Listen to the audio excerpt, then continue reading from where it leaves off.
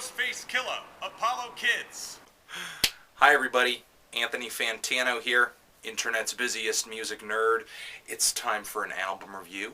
I want to thank everybody first, before we get into this review, who came out to the Blog TV last night.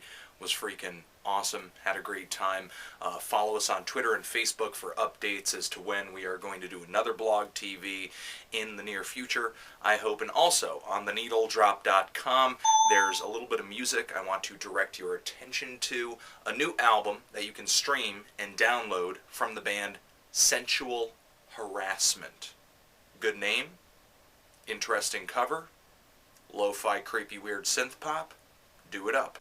Let's get right into it. This is Apollo Kids, the latest album from Wu-Tang Clan member Ghostface Killah. If you don't know who that is, you don't know rap, go back, listen to 36 Chambers, listen to his verses on Liquid Swords, listen to his first album, Iron Man. Then you will know your shit. Cal, who's your favorite Wu-Tang member? Well, I really like the Jizzer. And, don't get me wrong, I really like Ghostbuster over here, but I think my favorite member has got to be Old Dirty Bathroom.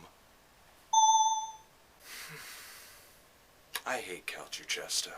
Well, Ghostface is easily one of my favorite members of Wu-Tang, and the reason why is just his speedy flow, his in-your-face attitude, and just the pitch of his voice always catches my attention no matter what. He sounds like this uppity hype man who finally got his chance to headline the show. There was a lot of buzz around this LP before it got released, and it was mostly around the features list of this thing.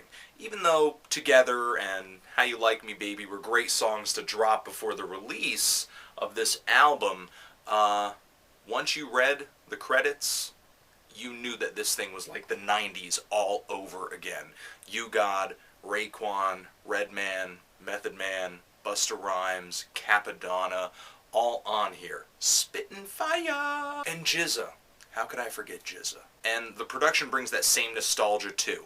Just banging beats, a lot of soul samples, just screw the R&B hooks, screw the auto-tune, screw all the distractions, basically all the stuff that Ghostface was doing on his last album. So unquestionably, this thing, in a lot of ways, is a return to form, and just kind of a middle finger to all the BS that I think was weighing Ghostface down and keeping him from doing what he does best, rapping. And the samples here are great. I love the huge female chorus on the opening of this thing, the bandito sounds on Black Tequila, the eerie organ on the track Drama. There was even a spot where I heard the hook for the song Shout sampled. But I think my favorite sample here on this album is easily Ghetto, with this female vocal from a soul track. And what I think is funny is that she'll kind of sing this line, and then when the verses come in, they'll bounce, they'll play off of that and tell a story beyond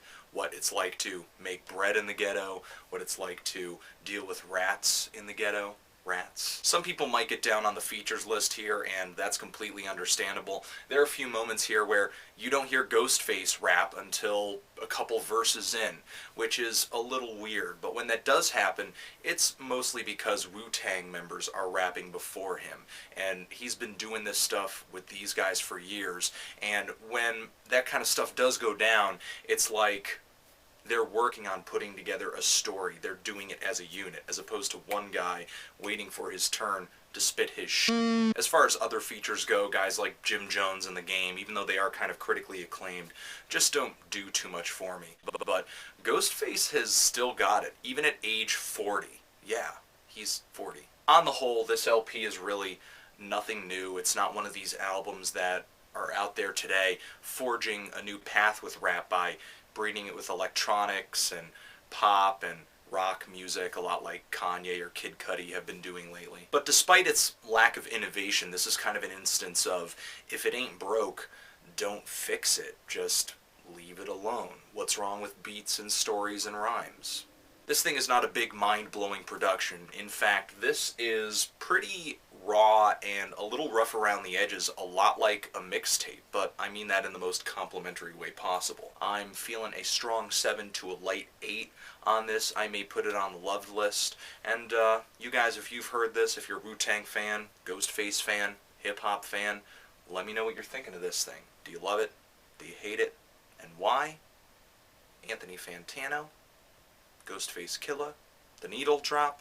What should I review next? Forever.